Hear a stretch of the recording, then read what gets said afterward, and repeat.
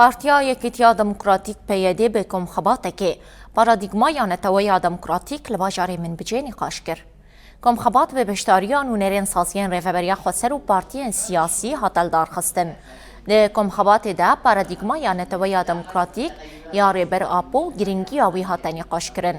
Di nîqaşan de hate gotin ku takerê ya çareserkirina pirsgirêkan û serxistina rêveberiya xweser praktîskirina paradigmaya netewa demokratîk e. Komxebat bi nîqaşên beşdaran dawî bû û teqezî li ser belavkirina paradigmaya neteweya demokratîk hate kirin.